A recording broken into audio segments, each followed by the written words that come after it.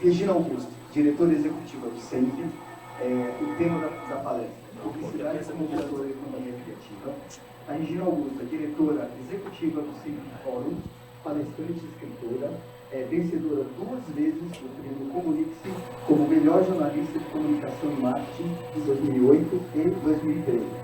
Promotora de causas ligadas à diversidade de inclusão, jornalista, curadora da plataforma Monte, editora da Ângelos, onde ajuda mulheres a cigarro. Preferida atenção para a palavra que essa moça vai falar. Isso aqui. Porque ela é um caleidoscópio da nossa indústria da comunicação. Com vocês, Regina Augusto.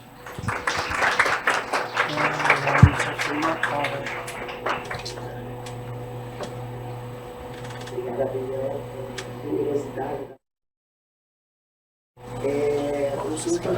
Na verdade, eu acho que eu sou uma privilegiada de sempre acompanhar Pronto, funcionou. Funcionou, tá bom. Primeiro como jornalista, e agora você. Então, só para resumir um pouco a minha jornada, eu sou jornalista de formação. A maior parte da minha carreira como jornalista foi numa mensagem. Comecei como repórter lá, depois virei editora, editora-chefe, editora editorial. Eu saí há 7 anos numa mensagem, fui empreender, montei uma consultoria de comunicação, criar e pronto. 2 anos depois disso, essa empresa foi absorvida pela aquisição de criar da ONU, e daí fui executiva de criar a influência da ONU. E lá até o comecinho da pandemia, aí em 2020, eu fiz algumas consultorias,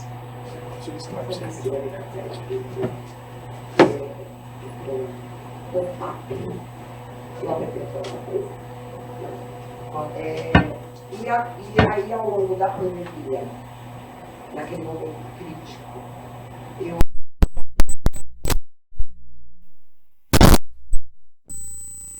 tendo muito a diversidade e as relações raciais pela mídia.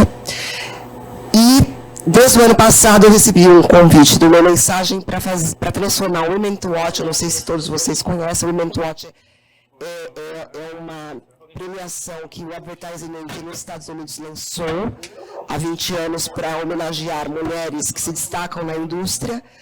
Eu estava numa mensagem quando a gente trouxe essa marca para o Brasil, em 2013, e a gente transformou isso em uma plataforma de conteúdo. Então, eu sou curadora dessa plataforma. E, no começo de 2022, eu fui agraciada com um convite. O microfone está funcionando? Ah, tá. Em 2022, em março, o Luiz Lara, que é um publicitário que tem, inclusive, uma agência que leva seu nome, que é a Liu Lara TBWA, assumiu a presidência do SEMP, que eu vou explicar para vocês, inclusive, que eu acho que vocês não sabem o que é o SEMP. E ele me fez um convite para eu me tornar diretora executiva do SEMP. O que, para mim, é uma grande honra, porque eu volto a estar numa posição privilegiada e bastante interessante de olhar o mercado de um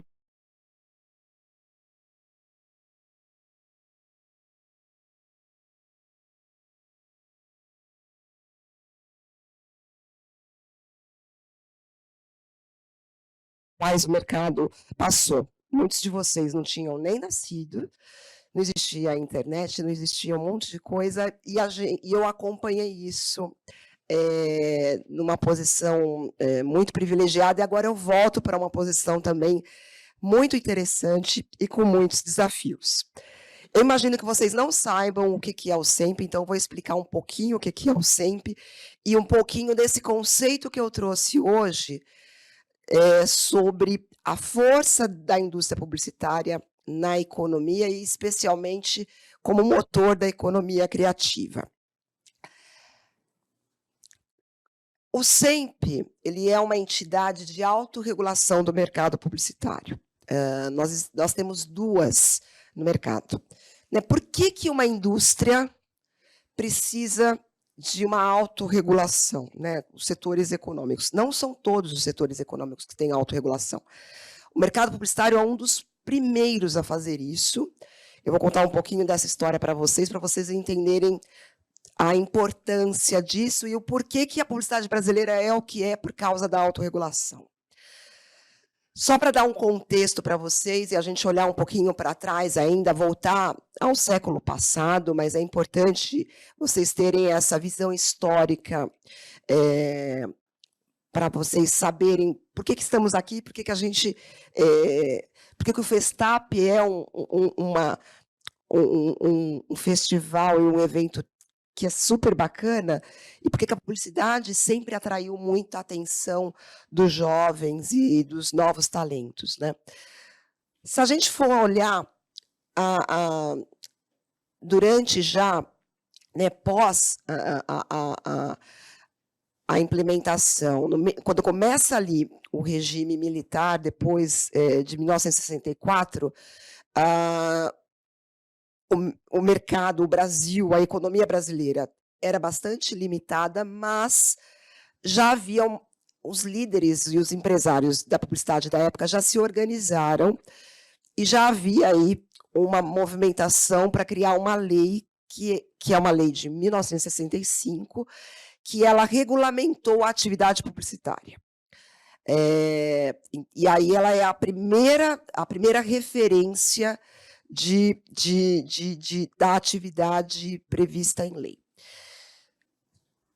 Na década seguinte, né, vocês sabem que houve ditadura, que houve censura.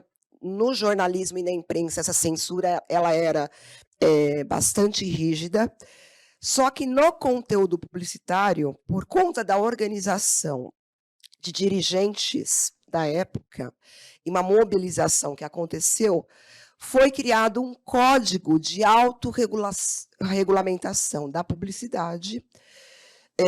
O governo da época concordou com isso e não interviu. Então, não houve censura na publicidade. E esta atitude fez criar um órgão que eu imagino que vocês conheçam, que é o CONAR. Então, em 1980, o CONAR é criado e o CONAR vira um marco histórico, inclusive ele é um modelo que foi exportado para fora do Brasil, porque imagina num contexto, né, de repressão de liberdades e de ideias, mas a publicidade consegue se organizar e não ter essa intervenção do Estado, porque ela cria um órgão de autorregulação. E aí não consegue ficar apartada dessa intervenção governamental. Isso foi em 80 ainda, né, no regime militar.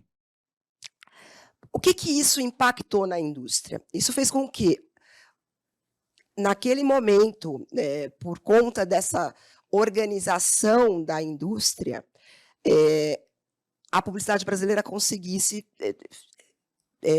prosperar de uma maneira mais efetiva e fazer com que a criatividade brasileira se destacasse muito. Então, o protagonismo que a publicidade brasileira tem hoje se deve muito a essa organização de lideranças do mercado que começaram no século passado, criando todo o arcabouço jurídico da atividade e fazendo com que a criatividade brasileira fosse ganhasse destaque nos festivais, nos prêmios e em todas as maiores premiações que tem. Essa mesma articulação fez com que, nos anos 90, de novo, o mercado se organizasse. Então, a gente falou da questão da intervenção no conteúdo. Nos anos 90, aí, já pós-Plano Real, pós-abertura do mercado, durante o governo Fernando Henrique Cardoso, o Brasil começa a se abrir e uma série de regulamentações também começam a ser flexibilizadas, inclusive aquela lei lá dos anos 60. Isso criou um vácuo no mercado com relação às no que tange as relações comerciais. Então, de novo, lideranças do mercado se organizaram e criaram uma entidade para regular, autorregular as relações comerciais do mercado. E aí sim que surge o SEMP. Então, o CONAR e o SEMP são duas entidades de autorregulação do mercado publicitário. O CONAR olha para o conteúdo e o SEMP olha para as relações comerciais do mercado. E aí, o ano que vem, o SEMP vai fazer 25 anos, ele foi criado em dezembro de 98. E aí, eu era repórter nessa época e cobri toda a formação do CONAR. Então, é muito interessante eu estar hoje como diretora executiva do CONAR. Assim.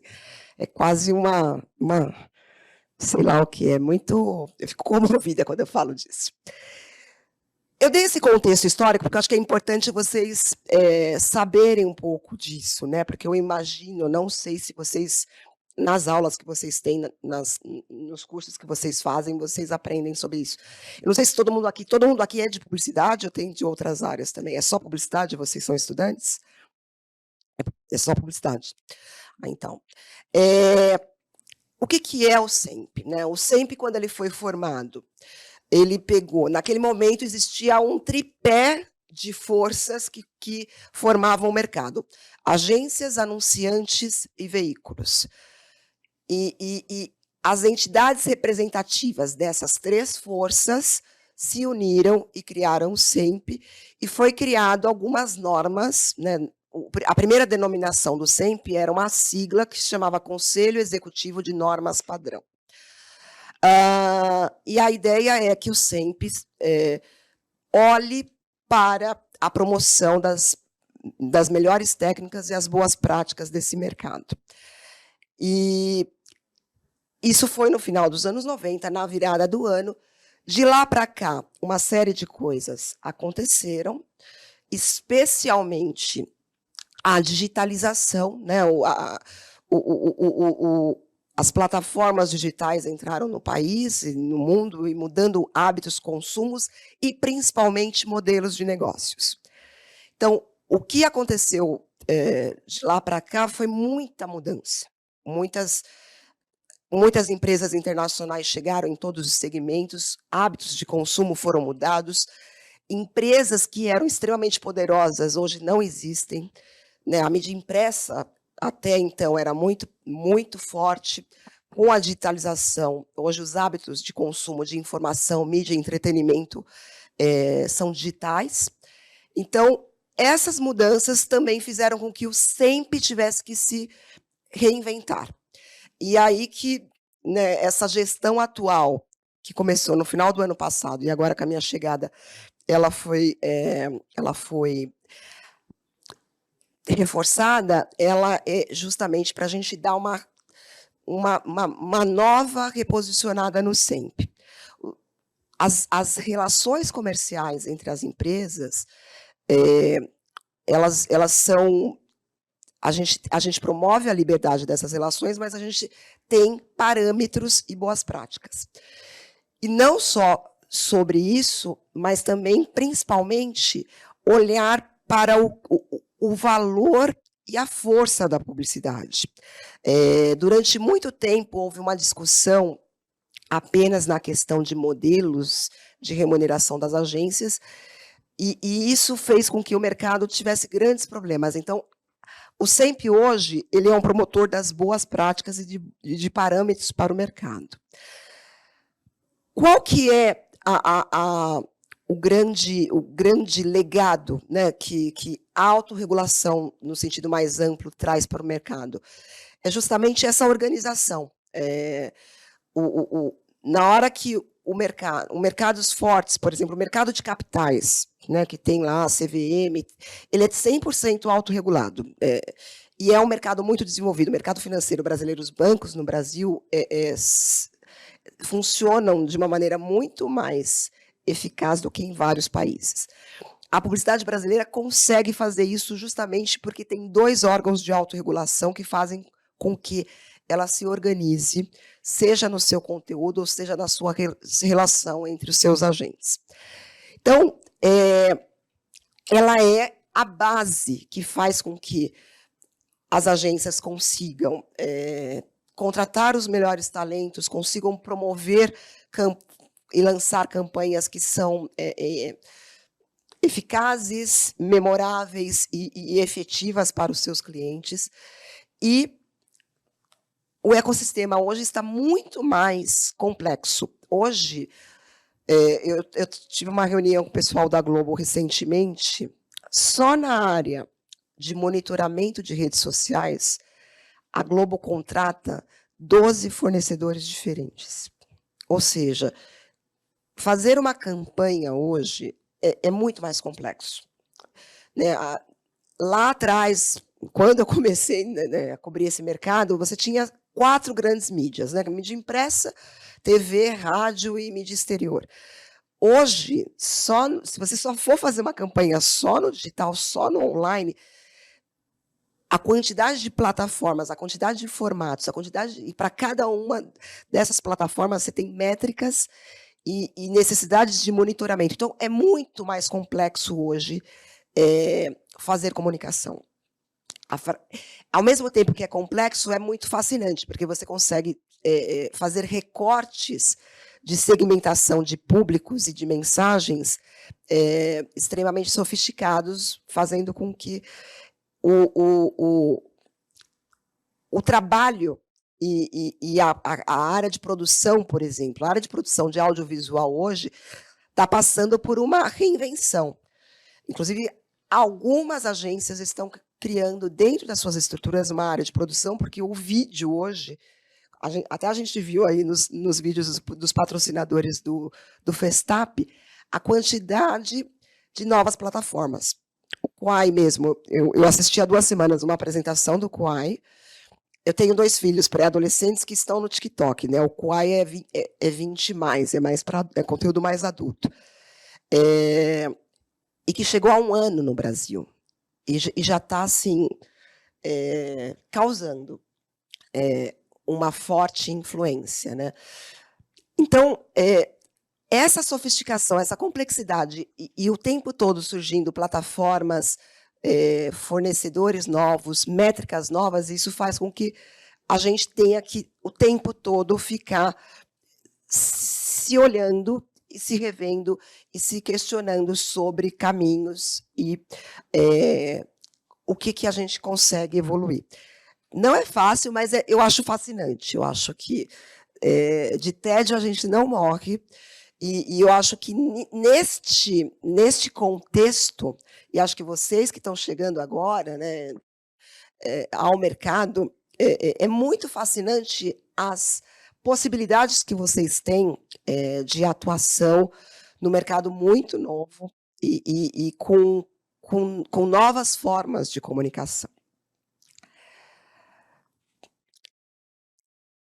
O que eu não sei se vocês conhecem esse conceito de economia criativa.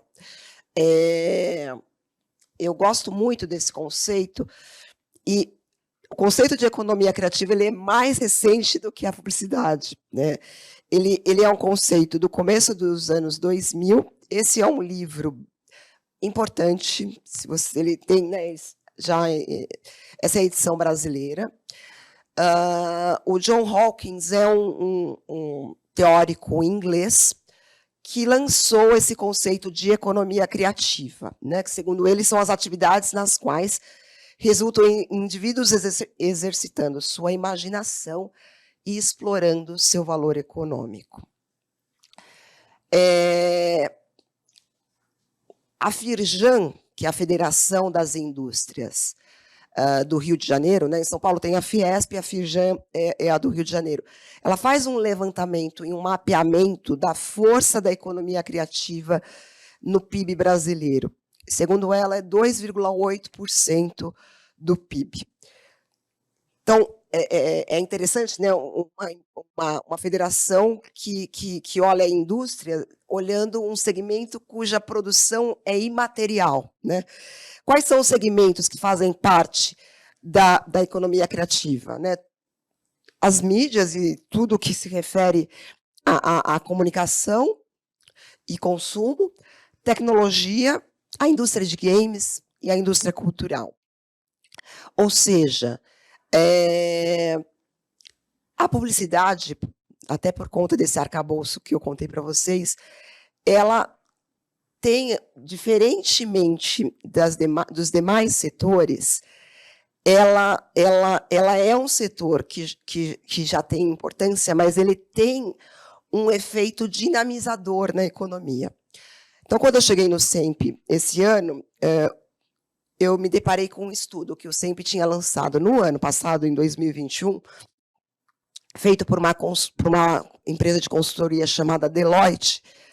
E esse estudo, entre outras conclusões, descobriu que, para cada R$1 investido em publicidade, ele se transforma em 8,54 reais na economia.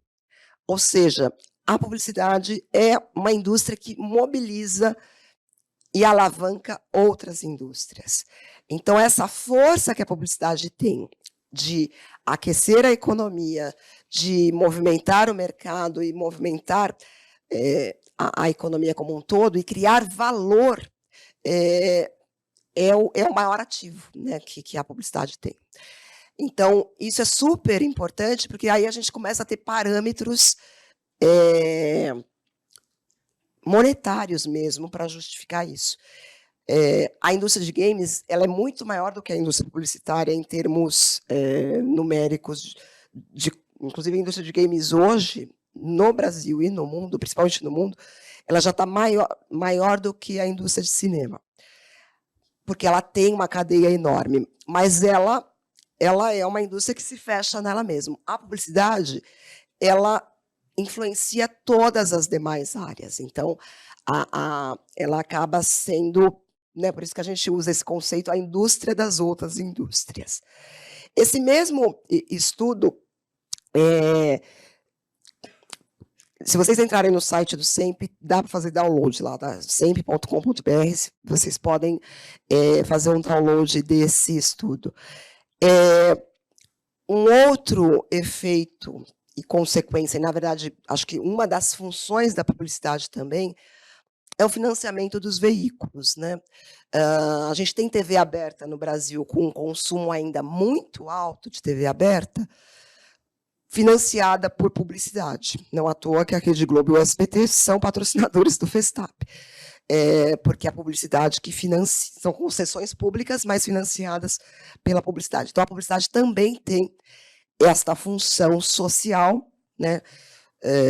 Eu fiz jornalismo, tinha publicidade, mas nós, antes de fazermos ou jornalismo ou publicidade ou RP, nós somos profissionais de comunicação social. Então, a gente, dessa indústria, a gente tem uma função social muito grande e a publicidade acaba também apoiando a liberdade de expressão, que nesse momento é extremamente importante. Nesse mesmo estudo também, a gente fez... Esse estudo foi feito durante a pandemia, ele começou em 19, foi lançado em 21, porque 2020 foi aquele ano inesquecível. Então, os dados ainda... A gente vai fazer uma nova rodada em 22 para atualizar, então esses dados ainda são pré-pandemia. Então, com dados de 2019. Mas os dados de 2019 do Ministério da Economia davam conta de que existem 435 mil pessoas na indústria publicitária brasileira, vínculos diretos e indiretos. Entre 2021... Não, nos últimos 20 anos, né, então ele foi lançado de 2001 a 2020, o crescimento da indústria publicitária foi 4,5% acima da inflação, o que é um dado muito, muito importante. E aí, quando ele foi lançado, né, ainda a gente estava na pandemia, e eu me lembro, acho que é inesquecível, né, aqueles primeiros 3 meses da pandemia, que a gente estava em casa e ficava assistindo televisão, foi o auge de audiência da televisão e da mídia, porque a gente não tinha como sair de casa. Então, a Globo News, eu me lembro que a CNN foi lançada no Brasil no dia 15 de março de 2020, exatamente no final de semana que começou, que fechou tudo. E já bombando, assim, porque a gente ficava... Essa semana eu entrevistei uma pessoa da área de podcasts, enfim, que ele falou que aqueles primeiros 3 meses para o mercado de podcast foi péssimo, mas depois as pessoas se cansaram um pouco das telas e aí o consumo de áudio aumentou no segundo semestre de 2020. E eu falei, puxa, é exatamente isso, porque isso aconteceu...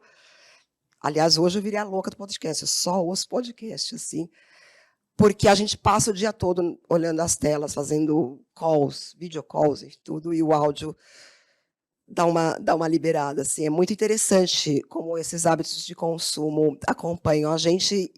E nesses últimos 2 anos, por conta de pandemia, o consumo de mídia aumentou ainda mais. Se vocês tiverem curiosidade, entram lá no site do SEMP, porque esse estudo é bem bacana, ele é muito completo, ele tem dados macro para justamente nos dar argumentos sobre a representatividade da nossa indústria. A gente estava falando aí de números e de quanto de reais e do PIB que a publicidade impacta. Mas, para além do impacto material e objetivo, eu acho que há um impacto simbólico e subjetivo da publicidade, que talvez seja muito maior do que o impacto financeiro. A gente está numa indústria que cria subjetividades, muda e transforma comportamento, cria padrões, né? Alguns estão sendo desconstruídos agora com a questão da diversidade, mas padrão de beleza, né? Comercial de shampoo, até pouco tempo atrás, parecia que era feito para a Suécia, não para o Brasil, né? Porque não existia gente com cabelo crespo nos comerciais de shampoo no Brasil. Eu acho muito importante que vocês que estão entrando no mercado saibam disso, porque isso dá uma responsabilidade para quem atua nessa área muito grande. E hoje, felizmente, né, quando eu comecei nessa indústria, e eu rapidamente virei editora, diretora, enfim, eu era a única mulher de muitos ambientes que eu frequentava.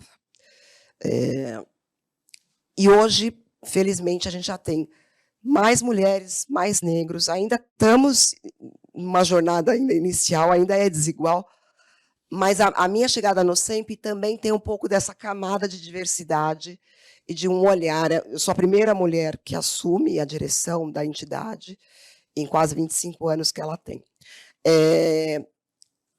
E o mais bacana dessa transformação é que, com o advento do digital, das redes sociais e das diversas plataformas, todo mundo passou a ter voz. Né? As pessoas que eram invisibilizadas ou minorizadas num ambiente offline ou num ambiente mais vertical, hoje, com uma horizontalização né, e o mundo em redes, isso passou a ser mais democrático. Então, hoje, a questão das várias vozes que as pessoas têm impacta qualquer coisa que sai na mídia. Então, uma campanha que tem um casting que algumas outras pessoas acham que não é adequado, vai impactar, vai gerar aí ruídos e as marcas, as agências e as pessoas que são responsáveis pela comunicação têm que saber disso. Então, essa consciência, essa mudança da sociedade, eu acho muito positiva, né? Porque ela faz com que todos nós tenhamos que pensar muito sobre o que a gente coloca no ar, por conta deste impacto.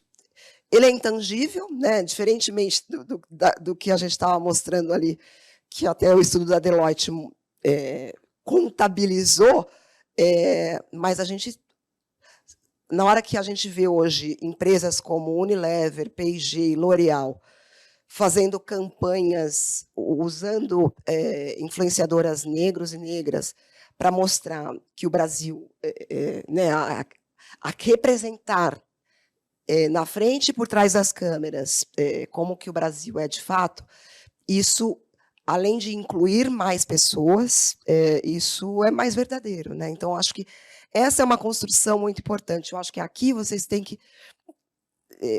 vocês já chegam, né? A geração de vocês já tem esse drive. A minha geração passou por uma grande transição. Então, acho que vocês já vêm com essa chavinha virada. Então, acho que isso é muito positivo para vocês, porque vocês já, assim, já não aceitam algumas coisas que 10, 15 anos atrás a gente acabava fazendo, porque a gente não tinha esse repertório, e hoje esse repertório está muito mais disseminado. Então, acho que isso é super importante. Então, para a gente finalizar um pouquinho, e eu sei que vocês gostam, eu trouxe algumas campanhas para a gente dar uma olhada. E aí, eu selecionei 4 específicas, porque que elas têm algumas coisas em comum. Como eu disse lá atrás, né, toda a formação do arcabouço jurídico do mercado, formação do CONAR, a formação do SEMP, a organização do mercado para ter uma autorregulação e evitar intervenção do Estado, do governo, criou uma organização do mercado que fez com que ele fosse próspero e que a criatividade brasileira fosse reconhecida internacionalmente. Então, eu voltei para o Festival de Cannes, né, eu fui, como sempre, esse ano, fazia 7 anos que eu não ia para Cannes. Esse ano não teve, durante a pandemia, tudo, mas ficou muito claro uma transformação da nossa indústria como um todo, e o Brasil, claro, que espelha isso. O primeiro Festival de Cannes que eu fui ainda foi no final dos anos 90, e naquele momento ali tinha, sei lá, 5 ou 6 categorias, que era filme, mídia exterior, mídia impressa, rádio, cyber, que estava começando, mas você tinha ali campanhas criativas, o Brasil ali já começa a se destacar muito, várias agências viraram agências do ano, enfim. E aí, já nos últimos mais de 20 anos, o Brasil consegue esse desempenho acima da média. A economia brasileira não é a terceira economia maior do mundo. O Brasil, acho que não... Sim, mas na publicidade a gente tem mantido esse ritmo. A gente tem fluxos e refluxos de profissionais brasileiros indo para fora, né? Tem muitos profissionais brasileiros de criação, não só de criação, mas hoje trabalhando nas plataformas digitais, trabalhando em empresas do nosso mercado fora do Brasil, e a gente tem mantido isso. Várias das campanhas premiadas esse ano, além do destaque brasileiro, eu vou mostrar aqui 4 campanhas brasileiras, 4 cases brasileiros, mas vocês vão perceber que elas têm uma outra pegada também, que tem a ver um pouco com aquele último slide que eu falei do impacto subjetivo da publicidade,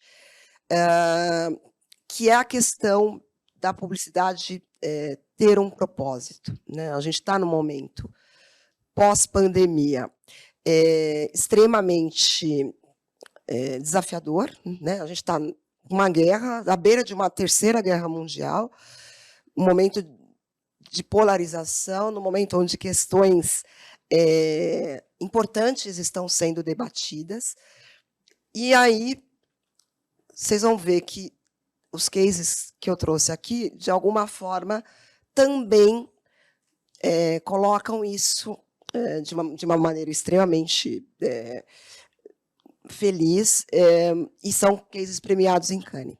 Então, vamos ver se vai rodar, e aí a gente já finaliza depois dos cases. Esse é um case da agência VML A&R. Todos eles ganharam Leão de Ouro. E me desculpa, porque eu peguei os cases do site de Cannes, eles vão estar em inglês, tá? Mas dá para entender tudo. Será que vai rodar?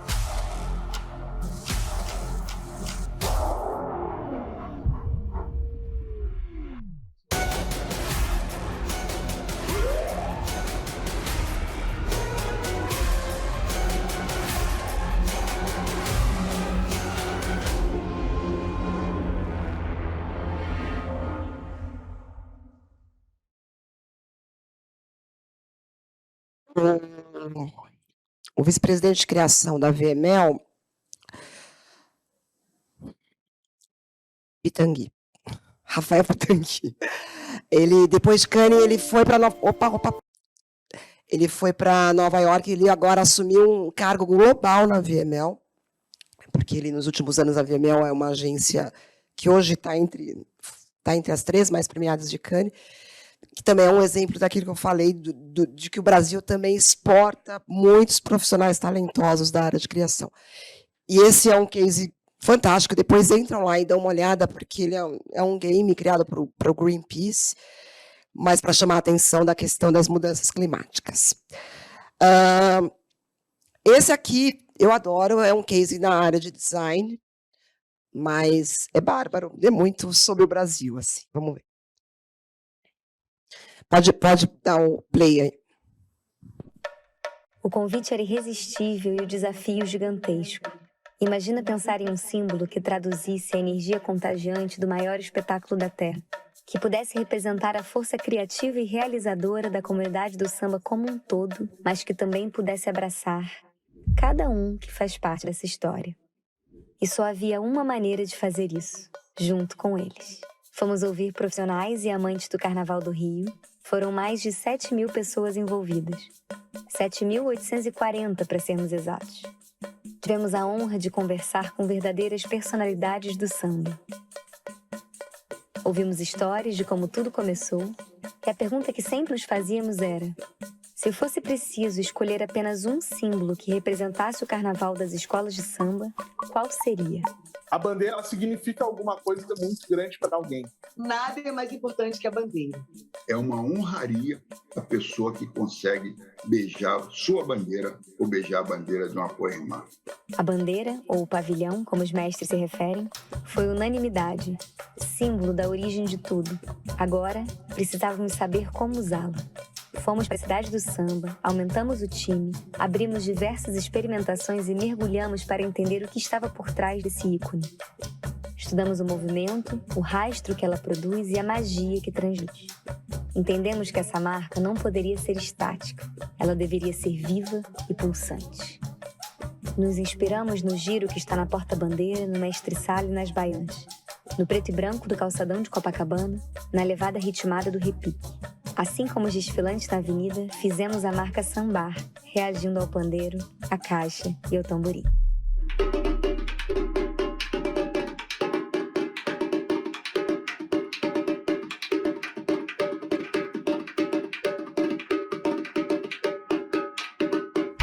Essa marca nasce para reverberar para o Brasil e para o mundo a magia criativa que se espalha pela Sapucaí e provoca todos os sentidos de uma forma única, difícil de explicar, só estando lá.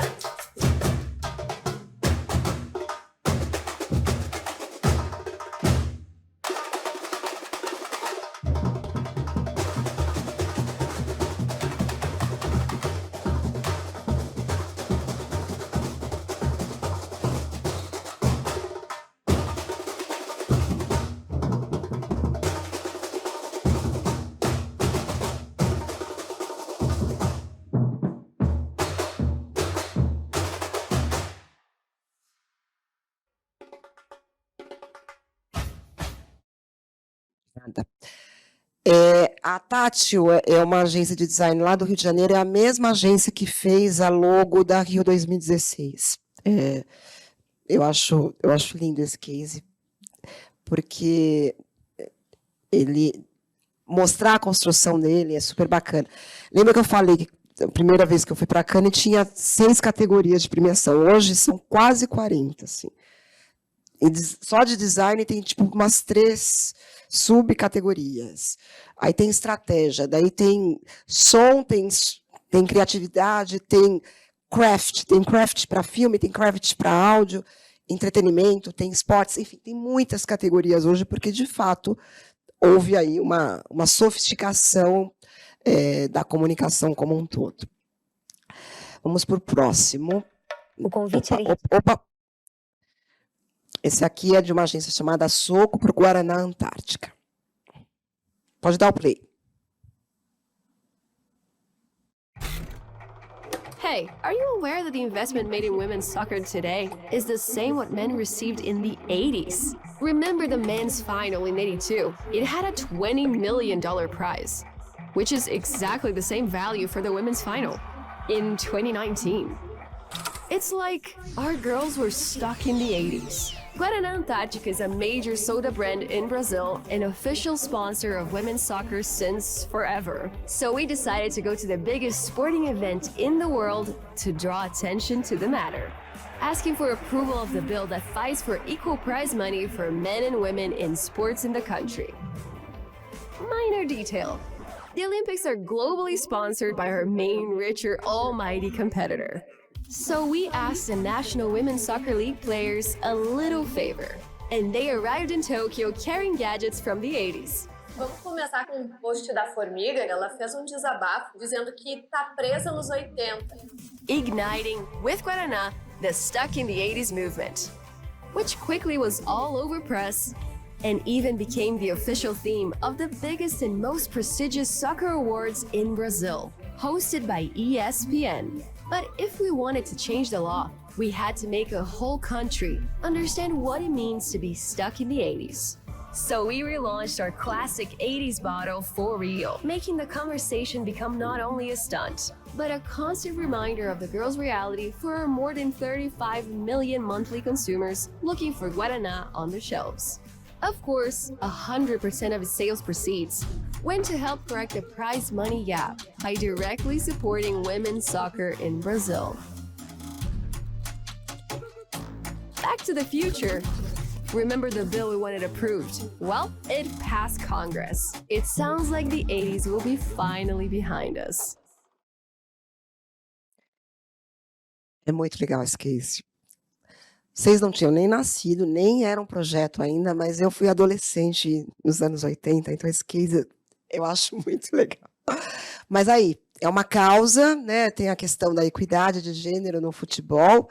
Uma marca que é patrocinadora, ela podia simplesmente só pôr a marquinha dela lá, mas ela cria aí um movimento super, super bem sucedido. E o último... Opa! Pronto, pode dar o play.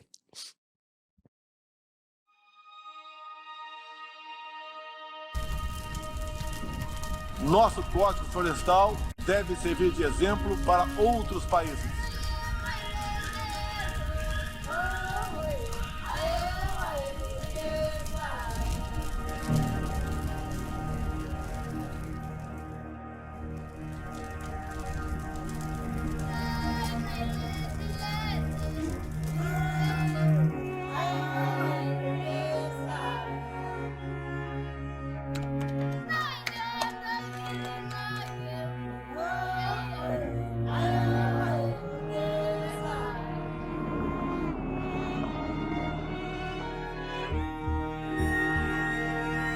Nezeweka tete urupau putar urene heno.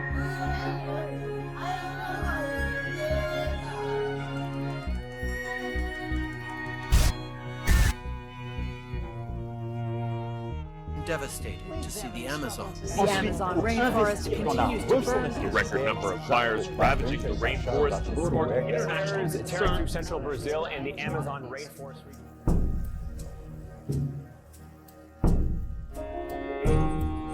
Se uma árvore precisa pedir refúgio, é porque precisamos rever a nossa relação com a natureza. E juntos dizer que a luta pela Mãe Terra é a mãe de todas as lutas.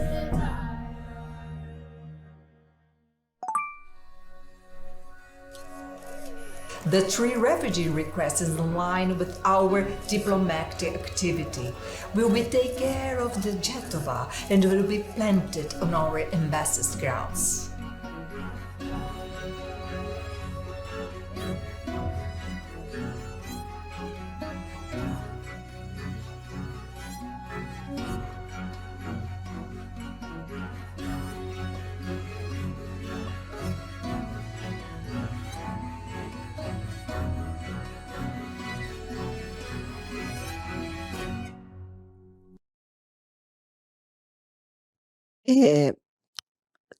todos os premiados com Leão de Ouro sobem ao palco, né? Essa é uma campanha da África, mas a África levou no palco de Cannes a Tchai Suruí, que fez lá uma manifestação pública, e isso foi capa de um monte de jornal, para mostrar exatamente a publicidade dialogando com as grandes questões nossas, sociais e até políticas, né? Então, isso é super importante no momento muito crítico que a gente vive.